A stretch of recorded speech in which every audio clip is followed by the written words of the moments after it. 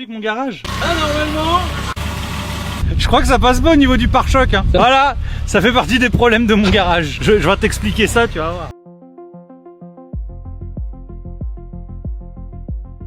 Le plus gros problème, c'est la petite différence de hauteur qu'on a là. Vous voyez?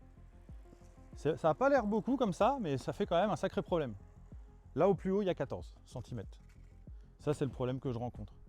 En tout cas, pour l'accès facile au garage avec les voitures. Dans la logique, pour rentrer le véhicule, on a toujours une pente de goudron, quoi. On part au plus bas, puis on monte légèrement pour arriver à la dalle. Et là, du coup, ça n'a pas été fait. Ils ont fait un truc bien plat.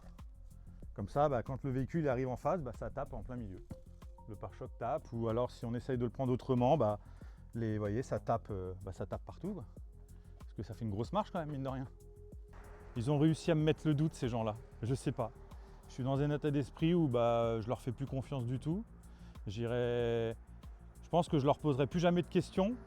Je les éviterai absolument pour tout ce qui sera voirie, absolument tout. Je pense que c'est même la dernière fois que je rachète une maison sur Orléans. Je dis aux gens qui ont vu notamment cette vidéo que c'est une formidable fake news.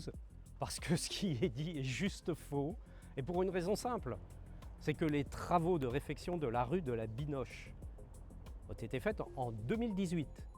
Se terminent en juin 2018, alors qu'il n'y avait pas de garage. Le garage de ce monsieur n'était pas construit.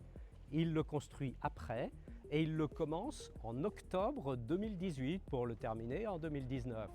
Donc, évidemment que lorsque la rue est refaite, et notamment le trottoir en question, il ne peut pas s'aligner sur un éventuel garage puisque ce garage n'existe pas. J'en suis désolé pour lui, mais la ville d'Orléans n'y est absolument pour rien puisqu'elle a fait les travaux avant. On a même reçu des courriers à la ville d'Orléans d'injures contre les services techniques de la ville. Alors je trouve que c'est totalement injuste.